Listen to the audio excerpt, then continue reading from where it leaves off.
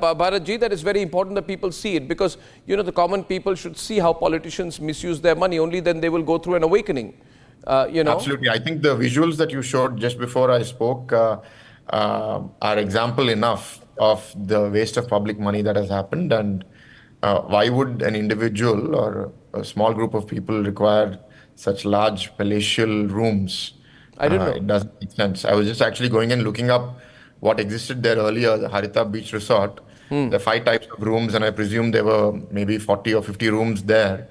I think in its place now we have much lesser rooms, and additionally around 15 acres of the hill excavated for presumably one family or one individual. So it's quite sad to see all these visuals. So Jagan family would be living there? They would be having that's meetings what there? we've been alleging for the last 3.5 years. Yes, so None of us were allowed to enter this place. Every time we went there What to do you make a mean not protest- allowed to enter the place? You are now the member of parliament. I presume you're politically very active there for a long time. How can you not be allowed to enter because the the place? government is changed, I'm sure I will be allowed to enter. I'm saying when the YSRCP government was in power, they arrested us every time we made a call.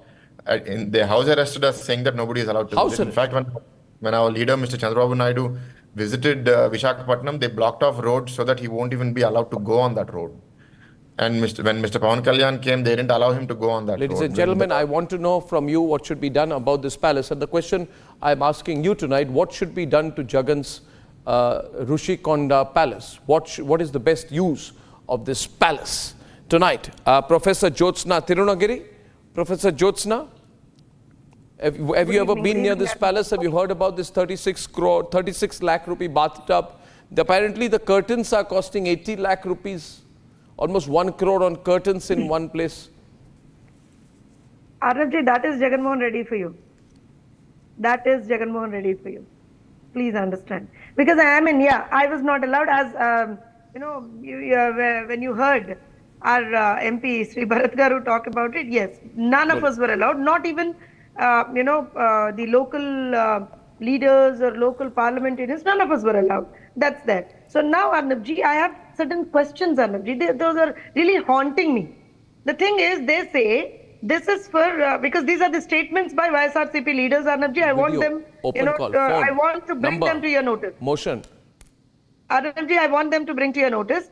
Roja Selvamani, who was the then tourism minister, very clearly stated that what's wrong in building a house for the CM for administrative purposes. This was on record, Arnabji. And then again, when there was an objection raised in the court about this, they bluntly refute, saying that, no, this is not for the CM, this is for tourism purposes. Okay, when it is for tourism purposes, where has the money come from? Because she was the one who inaugurated. Arnab thinking, हमें क्यों allow नहीं किया जा रहा है? Why isn't the media allowed there? Arnabji, when they actually inaugurated this particular building, even then the media was not allowed inside. That's the part, that's Jagan Mohan Reddy for you. He didn't allow the media even then. Then simply Roja Selvamani inaugurated it from outside, and she came outside. There was a huge tent outside. There she actually conducted a press meet saying that this is one of the beautiful places and all this. Now my question again stays the same. If it is a tourism building, as claimed by them, from under what head have these expenses been put up? Under what head? Does the tourism department know about it? Have the GOs been released? Have the tenders been called off? For example, Arnabji, you are showing me the 36 lakh worth of bathtub. Wonderful. Wonderful, Arnabji. So, have they called the tenders for the bathtubs?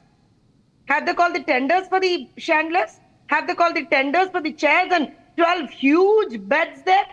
And Arnabji, for God's sake, who has a spa inside a bedroom in a tourism resort?